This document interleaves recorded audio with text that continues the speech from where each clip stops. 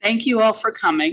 I'm Lisa Ramsey. I'm the program and event coordinator here at the Osterville Village Library. And I'm here to introduce Dr. Robert Savage. Thank you to Dr. Savage for taking the time to come today and give a presentation. Dr. Savage is a retired surgeon and a former assistant clinical professor at Harvard Medical School. He's a lifelong art lover and started a second career in 2016 as a local art historian, collector, and now artist. He paints in a folk art style inspired by the Cape Cod tradition of the Cahoons and Elizabeth Mumford. And if you're interested on your way out, on the main floor, we have a painting of his displayed of the Osterville Village Library in the hallway going to the fireplace room. So you might want to take a peek on your way out. In addition, he currently curates 2 art blogs on Facebook, the Wellesley Collection Art Review and Friends of the Rockport Art Association and Museum. He's published over 100 brief biographies on askart.com and is consulted from the Massachusetts Horticultural Society on art acquisitions. His personal collection has been featured in the American Fine Arts magazine, and he's a frequent contributor to the Wellesley Weston magazine. His current writings and lectures focus on outstanding but largely forgotten women artists of the earliest 20th century, though we're not talking about a woman today. Thank you very much for coming. Good morning. Good morning. I'm thrilled to be here and I'd like to thank Lisa and Cindy and the library for inviting me to talk. And hopefully this will be a great start to a beautiful weekend here in the Osterville Village. So as Lisa was saying, for about 35 years, always turn it on.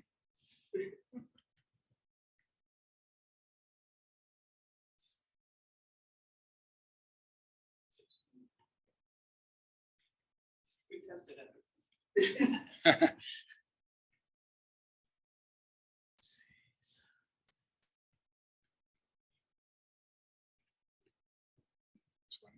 Computer appears stuck as well.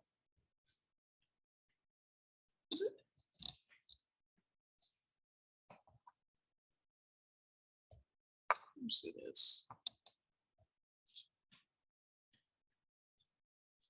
Excuse me. Let me take this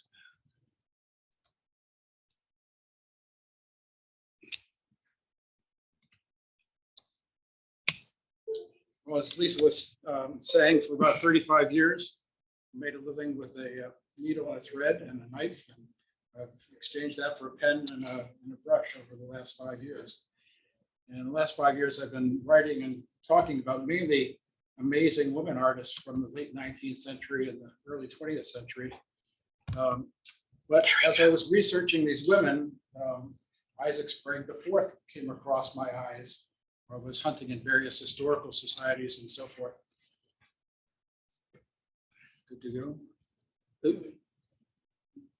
Shoot. It's going backwards. Here we go. That appears to be working now. Let's go the other way.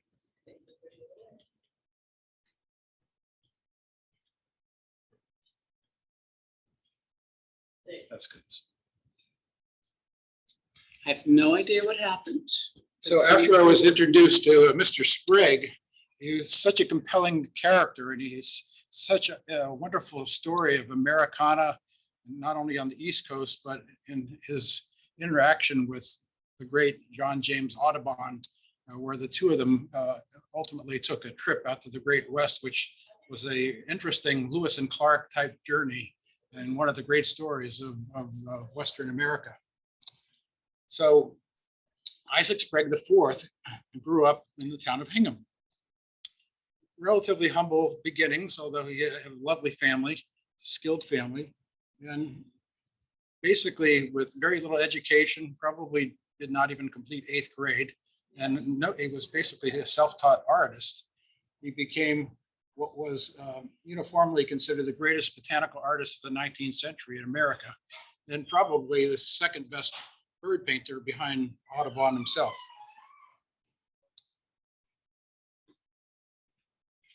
So we're going to talk about 4 different aspects of his life. I coined the talk Isaac IV, the Audubon of Hingham and Wellesley. It's a little bit of a misnomer. He did spend a good part of the first half of his life in Hingham, where he was born. Then he had some interesting encounters with Audubon, which we'll review. He did have roughly a decade working at Harvard and Cambridge with a professor, Isaac, which we'll also talk about. And then finally, his last 30 years or so were spent in the lovely town of Wellesley. I learned a lot of interesting things kind of digging into Mr. Sprague's life. One thing was things about the town of Hingham, and we have some Hingham residents here. If you're not from Hingham, you probably didn't know that Hingham for about 3 centuries was known as Bucket Town. And why did it get that name? It's because it was sort of the nation's capital for woodenware. They made wonderful boxes and barrels and buckets, and then they sort of branched out and also did some furniture and wooden toys and all sorts of things made out of wood. So it became their nickname, the Bucket Town of Hingham. Now, Isaac was born in 1811 in this house, which I don't believe exists anymore. So I'm sorry for the quality of the slide, but that's the only one I could find. I think it's long gone, which was on Pleasant Street. His father bought, Still there. still there, really? Oh, I'd read that it was demolished. It was redone. So the Spriggs, as our audience know, have a long, rich history in the town of Hingham. The family came over from England just shortly after the Pilgrims came, probably in the early 1830s. And then 5 or 6 years later, they decided that Hingham looked better, and they moved down to the Hingham area, where there have been many generations since. Even Isaac himself was actually a 4th generation Sprague in the town of Hingham. So what was his family like? Well, this is another interesting thing that I learned. His father was a cooper. I said, what do you mean a cooper? What's a cooper? I thought his name was Sprague. How could he be a cooper? And then in doing a little more research, the cooper is one of these fine artisans who made these lovely boxes and barrels and casks and so on and so forth. So they were called coopers. You see some of the barrels that they made. I'm sure you've seen these like metal hoops that were made to kind of make the barrels more sturdy. The person that made those was called a hooper. So you needed a cooper and a hooper to make a number of these lovely things. So his father, there's no history that I could find on his father's education, but apparently he was a very average reader. Books were not very easy to come by in those days. He was intellectual and liked to speak in poetry and prose and things of that sort. But he was basically an artisan making, beautiful boxes and things of this sort. Now, Isaac early on was just a manic junior artist. He was just constantly drawing. Whenever he had a chance, he was drawing. I think he probably drove his father crazy. And his father would constantly say, don't be an artist, because they are all invariably poor. So he was extremely discouraging about any future career in the art world. And the family was quite close, and it was very sad because his father died when Isaac was only 14 years of age. Now you have to remember, this was the time when it was the average lifespan in the United States was about 40 to 45 years of age. So it wasn't all that unusual. His mother, on the other hand, both within the family and with her neighbors and friends, had a reputation for having great common sense and an excellent judgment. And she always was the opposite of her husband. She was always encouraging Isaac to kind of follow his passion. She realized that he was really a savant in terms of his drawing abilities, and always encouraged him along those lines. This is how I kind of picture Isaac as a young boy. This is actually a Winslow Homer painting, but he was an early riser, and as soon as he got out of bed and got dressed and did whatever chores he had to do, he was always disappearing. He was hiking through the woods. He was going down to the beaches in Hingham. It was just, he just loved nature. He was exploring for shells and for fish and for birds and all sorts of different plants and rocks, and he would collect them. he learned how to shoot. So occasionally he would shoot a bird, but he always thought that was very brutal and he didn't take any pleasure in it, but he did it basically on a scientific basis. He basically wanted to sometimes dissect them, really analyze them carefully. He was extremely meticulous fellow who was, very careful and wanted to get all the details down properly. So he was constantly hiking and collecting and sketching. So how did he learn how to paint? The two pictures on the right are things that he probably painted when he was in his early 20s or late 20s, which are quite exquisite with no formal training whatsoever. Now, I'm thinking that his father, being the cooper and a very skilled craftsman, had to have some influence on him in terms of concentration and attention to detail and wanting everything to be perfect. He had Uncle Blossom, who actually, as you can see here, that's not his carriage, but he was a carriage decorator, just like we all like to have nice cars. If you were wealthy enough to have a carriage and wealthy enough to have it decorated, there were people that would paint designs in various colors on carriages. So his uncle was a carriage decorator. And at age 14, Isaac joined him and was an apprentice with him. So he might have learned some basic skills in terms of early drawing skills and how to work with different colors and that sort of thing. He had another uncle, Hosea, who was sort of a jack of all trades, printer, farmer, author, wood engraver, but his printing and his wood engraving was really quite amateurish. And there's no clear history that I could find that indicated that he was a major influence in terms of Isaac's artistic development. I think Thomas Nuttall's book on ornithology in the early 1830s was probably the biggest thing that made him extremely passionate about painting birds. Just loved to discover birds and was constantly finding new ones and painting them, sketching them.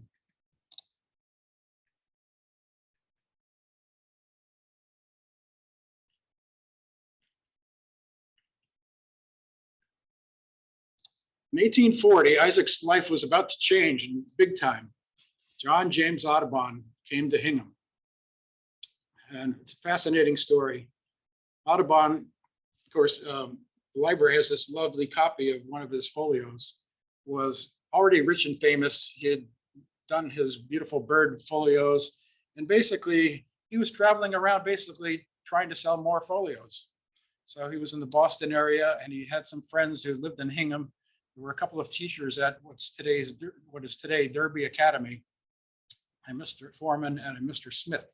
And they were basically the hosts for Audubon, showing him around Hingham. So they were telling him casual conversations that, while you're here, you really ought to check out this kid, Isaac Sprague. He's an unbelievable bird artist. And Audubon, was already a big shot. And I'm sure he was, he had no interest in this. He was, felt it was a waste of time.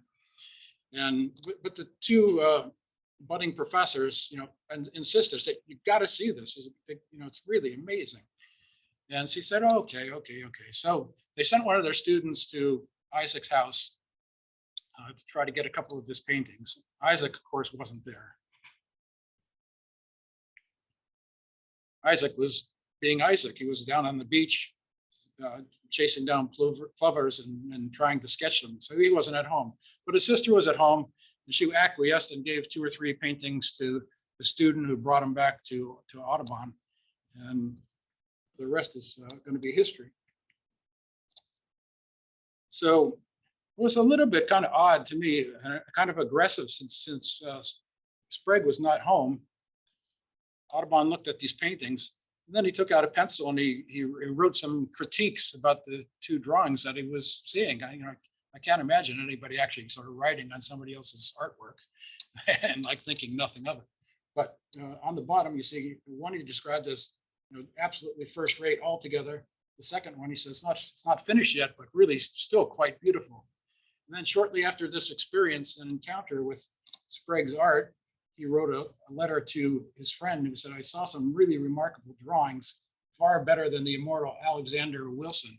Now, Alexander Wilson was the #1 bird painter in America before Audubon came along. So basically Audubon is saying, well, this amateur is sort of the second best bird artist behind me in the whole country. So at this time, Audubon, as I say, was stumping around to sell more books, but he already had his next project in mind. He was thinking, well, I could do a book studying and painting the American quadrupeds, American mammals. So he was planning this trip in his mind to go throughout the country and out to the far west and do a similar book to what he did with the bird folio, but this time with mammals.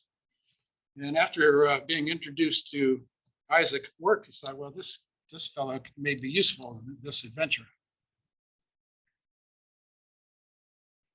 So as you can see, that it was a very complicated trip. It took almost 3 years to plan this out. It's not unclear whether he actually met Isaac when he was still in Hingham, but they then arranged a number of meetings in Boston and New York, sort of making plans for this journey. There was a group of 5 men, including Sprague and Audubon, that eventually went on this trip. In the meantime, Isaac was still painting and collecting and exploring, mostly birds, but he also painted a bunch of local mammals just to prove to Audubon that he wasn't a one-trick pony, that he was not just a bird artist, he could paint just about anything. So the little chipmunk on the side was sort of an example that he would show the great Audubon. So eventually they got together in New York. Audubon lived in New York City. You think of him as a country boy, kind of like a senior Sprague, but he lived in Manhattan. And Isaac probably spent about a month in New York and actually hated New York. He said it was like the filthiest city that he ever saw. He couldn't stand that the pigs were running around in the dirt roads. And he commented that, well, why can't they just put him in a pen in the backyard like we do back in the Boston area? He also did this lovely sketch of Audubon while they were waiting to get the trip started. So this is an amazing trip for Isaac. It started in Boston and went all the way out to what is the modern day North Dakota and Montana. It was a very arduous, difficult trip involving trains and coaches and by foot and horseback, and a good bit of it by steamboats that we'll talk about a little bit. Isaac always kept a diary and a journal, and just like his artwork, he was extremely meticulous and extremely precise. As it turned out, during this trip, Audubon was going through some emotional turmoil, and he was a similar perfectionist, but his journal turned out to be quite disappointing, and he sort of lost interest in even making entries. But Isaac made a very detailed entry every single day of the trip, which took almost a year. And this is it's hard to see, but on the left-hand side, this whole journal is now at the Boston Athenaeum for anyone that wants to check them out, as well as 60 of his beautiful bird paintings.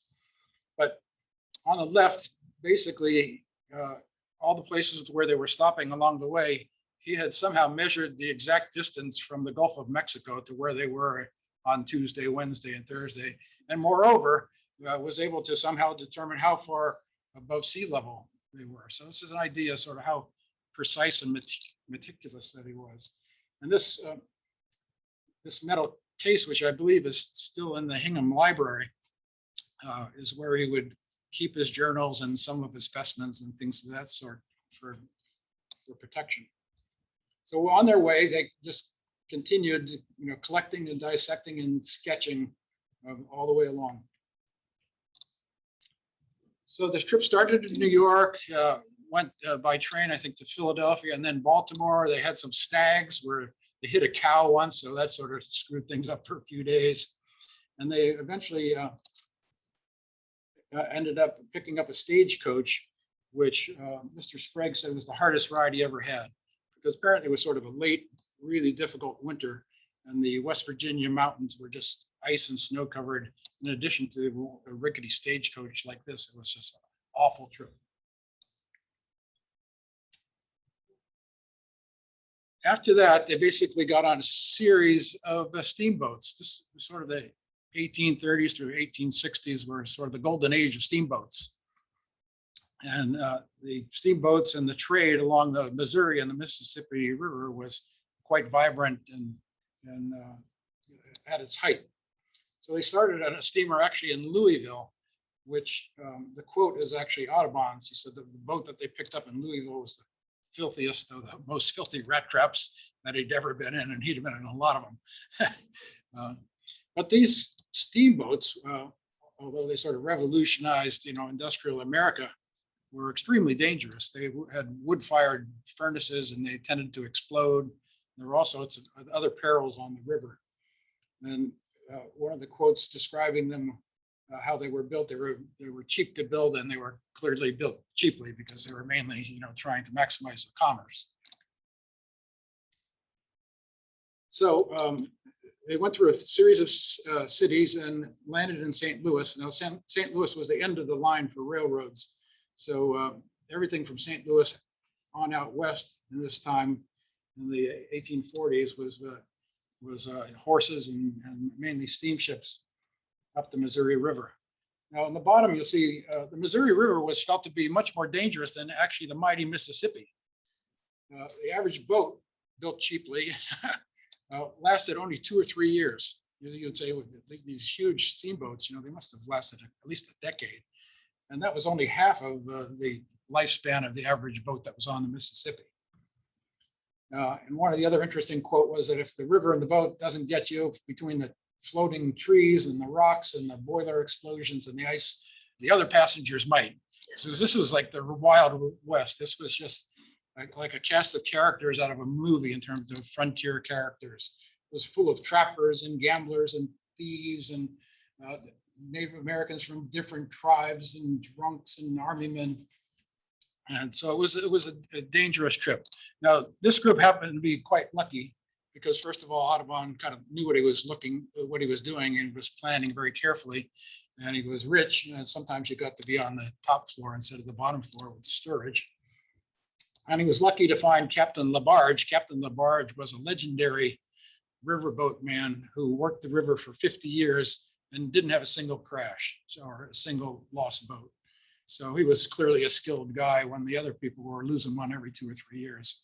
And so he took the boat Omega most of the way then out to their next and final destination in the North Dakota, Montana border area, where their final destination was Fort Union.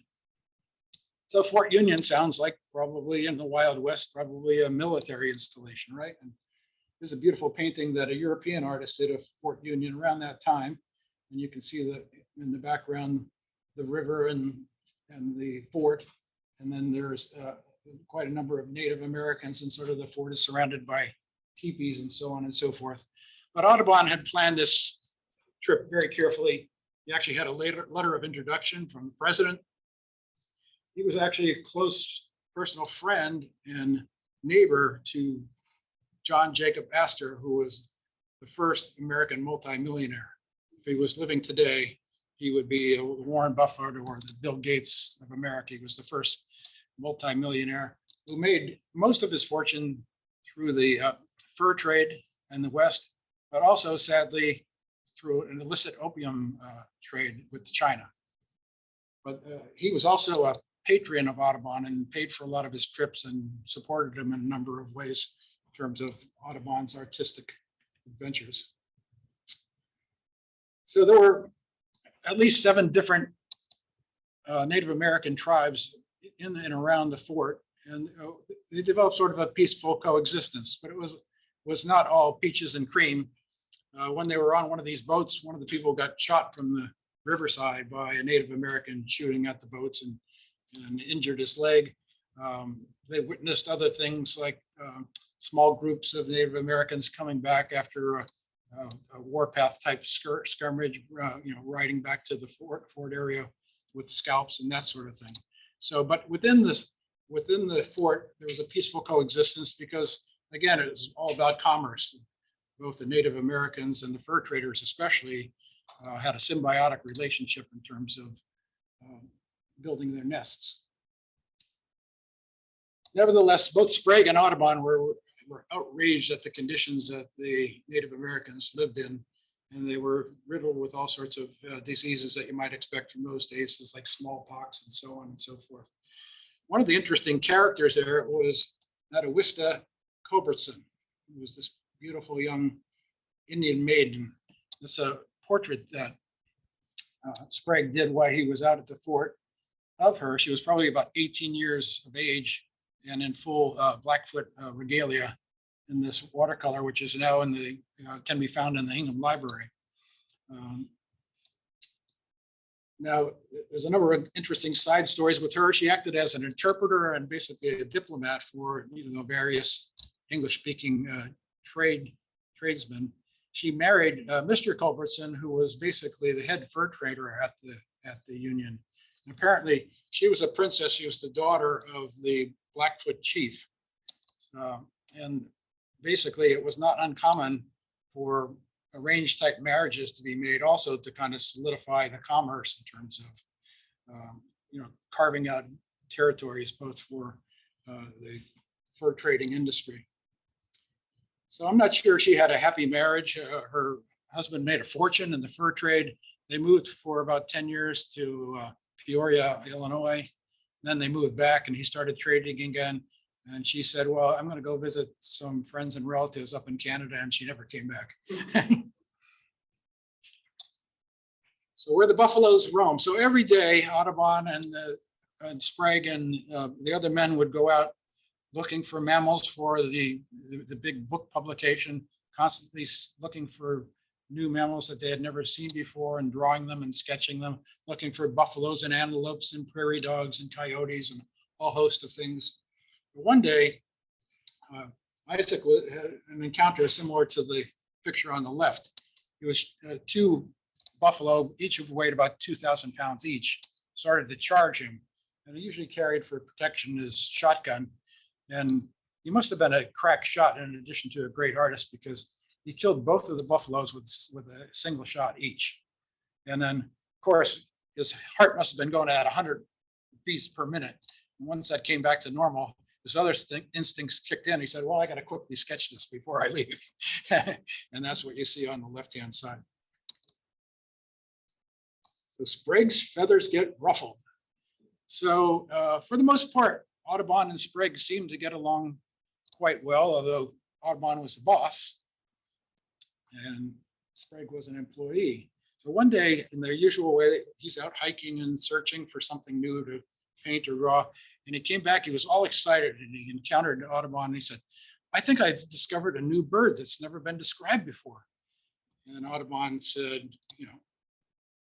okay, son, said, I've been studying birds and painting birds before you were born. He said, don't get too excited. I don't think this is a new bird. You just had a pencil sketch of him.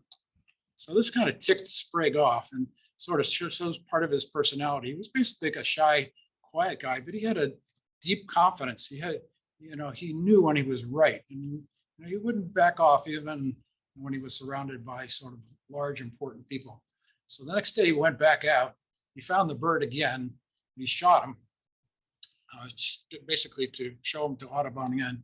Then he climbed up a tree, got the bird's nest, including the eggs, and brought the eggs and the nest and the dead bird back to Audubon, showed it to Audubon, and Audubon finally acquiesced and said, okay, you were right, I'm sorry, and ultimately did give Sprague, when they described it, in future editions of the bird books, named the Sprague pipit or the Missouri lark after Sprague's name.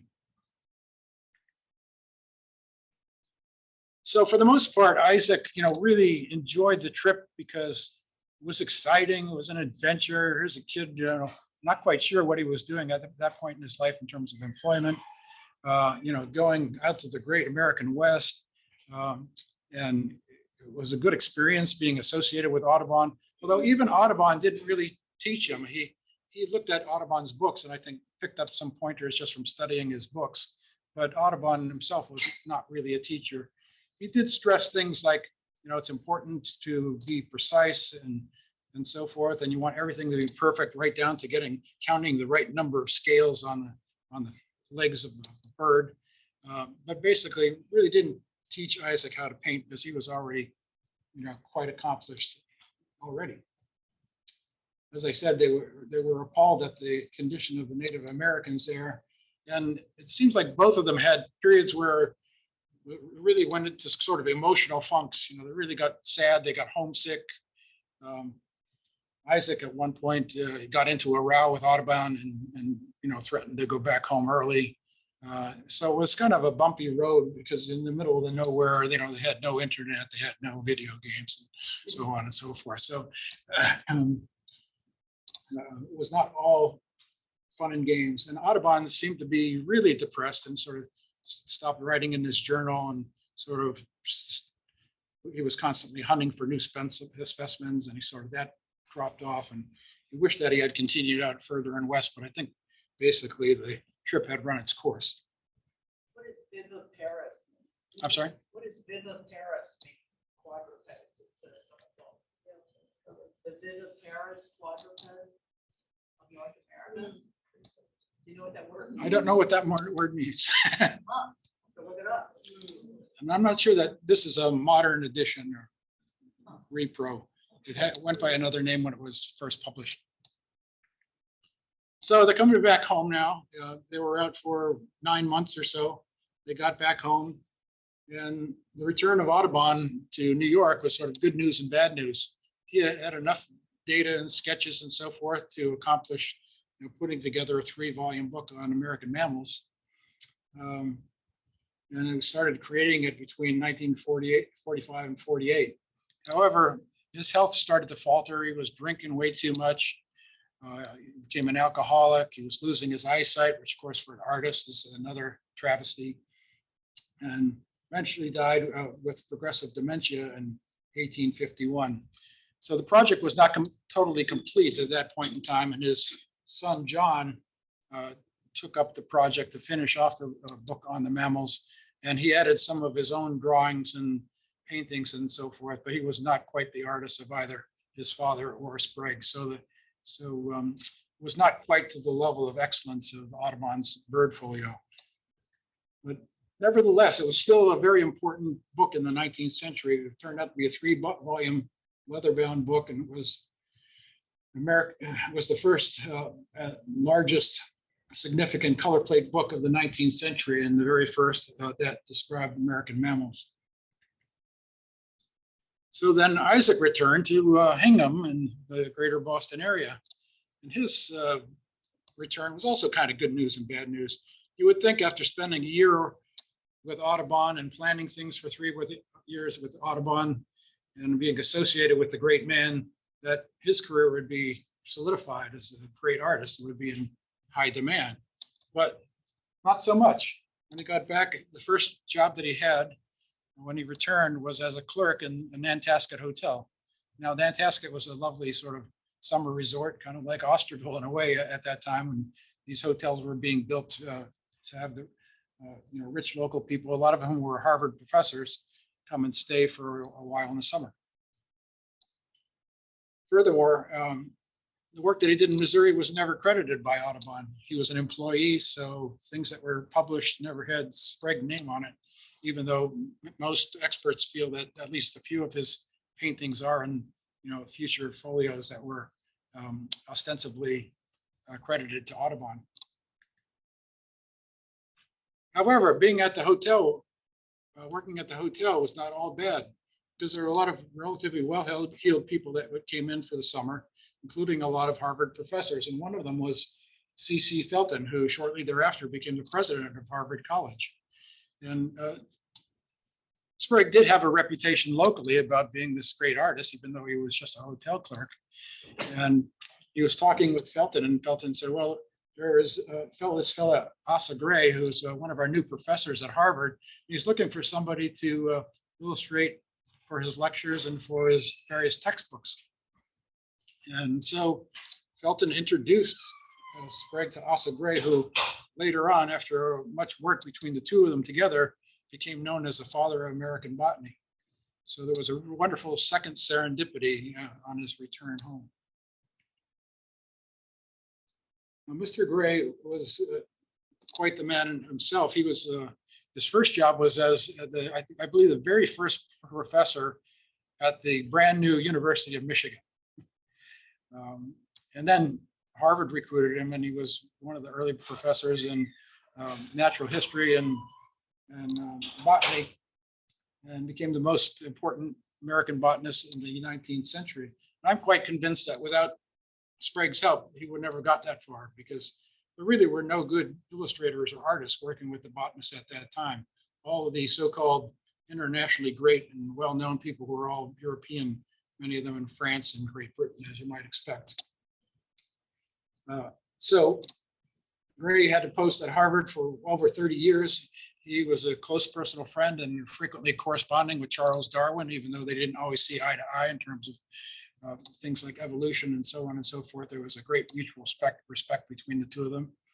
And he said to Darwin and other people who wanted to listen, things about Sprague, he was the most accurate of the living botanical artists, and he had a singular aptitude, an excellent eye. He was conscientious and extremely skilled hand.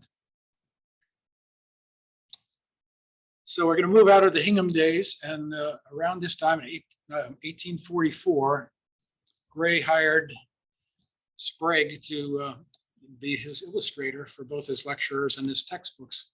And this changed both of their lives. And so in 1844, another significant thing was he got married for the first time to Hannah from New Hampshire, and the two moved to Cambridge in 1845.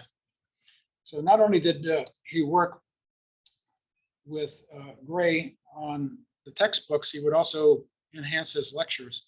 There was one lecture that Gray gave, and Sprague had a roll of 3,000 yards of cotton cloth. And they used to cut them into 3-yard squares and put these beautiful illustrations on each of these 3-yard squares and tack them on the wall like this, before the days of PowerPoint and so on and so forth, so that the students could see them from far away at the other end of the room. So he enhanced his lectures in addition to the textbooks. And Sprague almost hated being referred to as an artist. He coined himself a delineator and a naturalist, and he truly was. While he was with Gray, he studied vigorously in botany, and he became as much of a scientist as he was an artist. And he and Gray would sit down for hours collecting plants, dissecting them, discussing, arguing, and eventually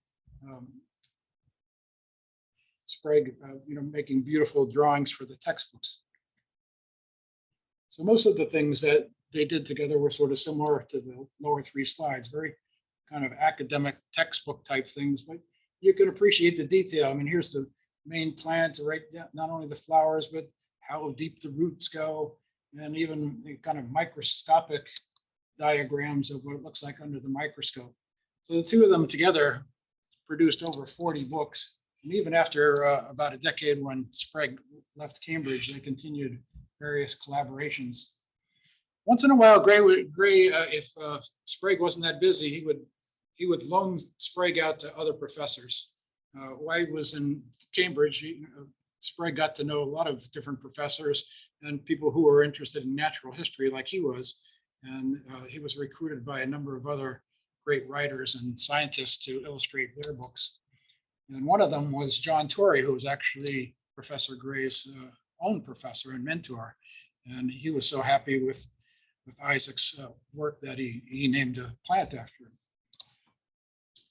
With all the things that Sprague did in his life, between the birds and the mammals and things that he did later on in Wellesley, he felt that the textbook, The Plants of the United States, done by Gray, was his greatest accomplishment. Now, like in any family, life, in every life, some rain must fall. So poor Isaac had more than his fair share. As mentioned before, his father died when he was just 14. Fortunately, he had an encouraging, supporting mother. His first wife, Hannah, died of congestion of the lungs, which today we would probably call tuberculosis, just a few years after they were married. They did have a daughter who lived to be 22, but also extremely sadly, she died at 22, also of tuberculosis. So a few years later, he remarried a Sarah Eaton of Roxbury. She also didn't have the greatest of health.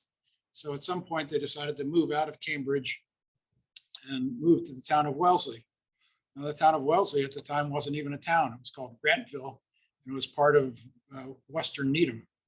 So the town of Wellesley hadn't been incorporated when they moved out there. And according to people that write history books about the town of Wellesley, it had a reputation for having a relatively high altitude, the dry soil, and it wasn't prone to the common diseases like malaria and smallpox and other things that were going through swampy places like Cambridge and the Back Bay of Boston. So they moved there for her health. But in spite of the move, about 10 years later, she also succumbed to tuberculosis. The second couple had two sons, Isaac V and Marvin. And if you have ever lived in Wellesley or you know anything about Wellesley, 99% of the people in the town know nothing about Isaac IV, our artist friend. But the vast majority probably know Isaac V, who was his son. So I would be remiss not to say a few words about him. So roughly the last 30 years of his life, Isaac lived in the town of Wellesley, where he continued just being himself, collecting and painting and exploring and hiking. He was still doing some projects with Professor Gray, but he got into a bunch of new things at that point in time. There was a new technology, the chromolithographic books, which allowed things to be produced in color and relatively cheaply, which exposed his work and work of other artists to a larger audience. He was recruited by other great writers like Longfellow and Lowell to illustrate their books. There were additional new industries coming along, like greeting cards and gift cards and holiday cards, and in addition to parlor books, what we probably would call today coffee table books. So he was recruited by a number of publishers and other writers to join in and produce some of these things. So he became diversified. So we're saying that he could do flowers and plants and he could do birds, but people were sort of surprised that, you know, he could paint just about anything. And you saw him do portraits. He was also just a magnificent landscape artist. And I have a copy of the book that he did with William Oakes of the beautiful scenery of the White Mountains. He was constantly wanting to show that he wasn't a one-trick pony, that he had, you know, quite a diverse amount of skills. In addition to that, around that same time when he was in Wellesley, he had other projects around the time of the Civil War with the War Department and also drawing things for the Great Railroad project that was starting to head out to the Pacific. So the dapper gentleman on the left is Isaac V. That's Isaac IV's son. He obviously inherited a love of art from his father. You know, his father was a quiet man, but extremely intelligent and a voracious reader. And obviously his son caught on to that. His son eventually became a very successful investment banker in Boston. And he's probably one of the 2 or 3 most important people in the history of Wellesley, making Wellesley what most people really believe what Wellesley is today. If you've ever driven through Wellesley, most of the beautiful buildings on the main drag, this is the clock tower. He donated both the stone and the land where the clock tower was built. The lovely branch library in Wellesley Hills, also built and donated by him. He started the Wellesley Bank. He started the Wellesley Townsman, which is the town's newspaper. He helped to build the fire engine station downtown. He started this historical society and 1,000 other things. So his son was actually, a really major person in the history of the town of Wellesley, and most Wellesleyites would know him, but not his father. So what was he like? According to his friend, Mr. Bradford, who wrote a history on Wellesley, he was a very charming man, kind of shy and retiring, but as I sort of alluded to before, he had an inquisitive mind, and he was confident in his own skills, and he was a wonderful conversationalist. He was known to have a really dry and keen sense of humor. There's an interesting family story where he was going over to his son's house to meet his grandson for the first time. So he walks into the house, this beautiful baby there. He says, "Oh, what a beautiful child." looks like his mother. And then the baby kind of got riled up and started screaming and crying. And Isaac IV kind of looks at the baby again and then looks at his son and says, "Now he looks like you." So he continued to work in these various ways into his 70s, which is kind of amazing because, as I mentioned before, the average person usually lived to be 40 or 45. He was still working into his 70s. He did get, gradually ill as time went on. And for the last 3 or 4 years of his life, his son Marvin took him in and took care of him. According to the family, according to the grandson, he was not a showy person, although, very competent and relaxed in his skills. They described him as showing no sign of affluence, but also no sign of want. So he was comfortable. I think he was reasonably paid for the work that he did, but a very kind of quiet and not a pushy type of person. How old was he in that picture? I'm sorry? How old was he, do you think? I'm thinking that's probably when he was probably the early years when he first arrived in Wellesley, maybe in his 50s. He continued actually being associated with Asa Gray. He was much more famous in Europe than America because Americans were kind of not that much into science and this type of work, but he was legendary already in Europe, and his international reputation continued to spread with other projects that were also collaborations, at least in part, with Professor Gray. Commodore Perry in the 1850s, when he kind of opened trade from Japan to the United States and elsewhere, brought back all sorts of samples of plants and animals and that sort of thing. And also the nefarious Captain Charles Wilkes had a famous expedition to the South Seas, and his ship did similar things. They brought back plants and things like that, which were completely unknown to the Western world and were exposed by Gray's illustrations to a large number of people. So unfortunately, like most artists, once they die, they kind of land in the dustbin of history. So after he died in the late 19th century, he was kind of largely forgotten. And then gradually, people had sort of started to rediscover him. Roughly in the 1950s, some of his items surfaced for auction in Boston. Most of them, I suspect, were still in the hands of friends and family. And actually, there are friends and family of the Spriggs in the audience who were extremely generous to bring the painting over there, which you're welcome to glance at on the way out, which is an original watercolor, probably done by Sprague I'm going to guess in the 1830s or early 1840s when he was still living in Hingham. And then a series of other exhibitions and so forth sort of started to rejuvenate his name. There was a big exhibition at Harvard in 1960 and as far out as Pittsburgh, and also the Mass Audubon Society and Wellesley and Hingham's historical societies in the Boston Athenaeum have had various programs re-exposing him to a modern audience. And I'm hoping that little talks like this will help to kind of rejuvenate his reputation to additional people. So I just wanted to close just with a simple, quick sampling of his versatility and his beautiful work.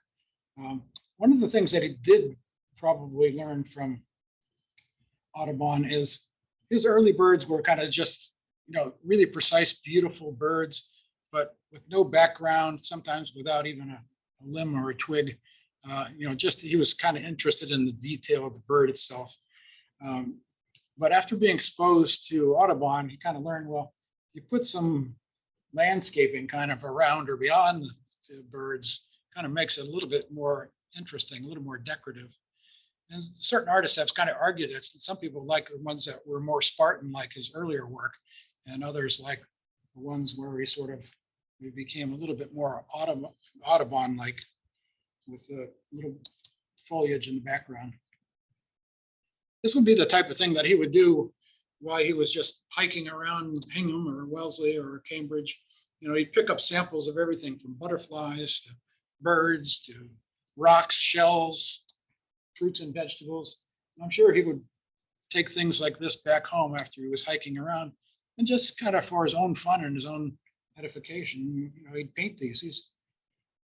most of these are all still in the Hingham Historical Society, if you ever care to go over and see them in person.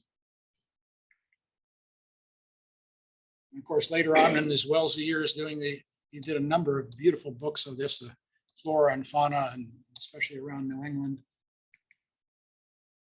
And was a magnificent landscaper. And you're welcome to look at Oak's book on the way out. And there's one of Professor Gray's textbooks that was illustrated by Isaac that you're welcome to view on your way out. There are a couple of copies of an article that I wrote on Mr. Sprague. If you'd like to take one, you're welcome to them, and you can peruse them when you get home if you like. And this is sort of an example of the sort of parlor coffee table type books that he was working on later in his life with a host of other authors. So in terms of exhibitions and where you can find his work now, there are a number of prestigious places. And I think it's just an amazing life, this Lewis and Clark type trip to the West with the great Audubon and this shy, self-taught person, very, no more than a maximum of 8th grade education, could just go toe to toe with Audubon and Professor Gray and really hold his own and hopefully, continue to have his story told through the future. Thank you very much for coming.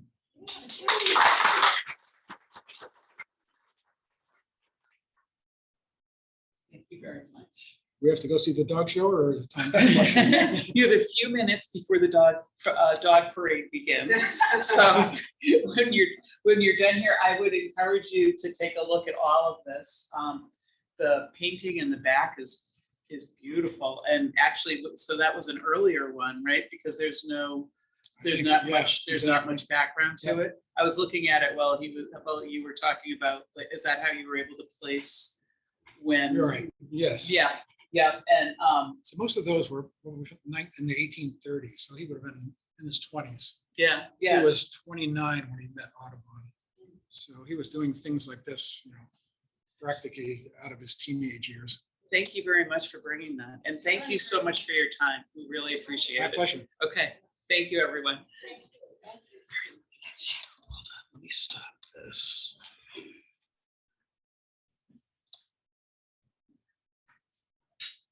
May I ask if I don't want you to trip over the wire? Me either. Yeah. We have been, there was a big exhibit at At the Historical Society. Yeah. well, there was also one, Marla and I, my family contributed. So like closer to Main Street. Yeah. And it was amazing. I can't Maybe the mass Audubons.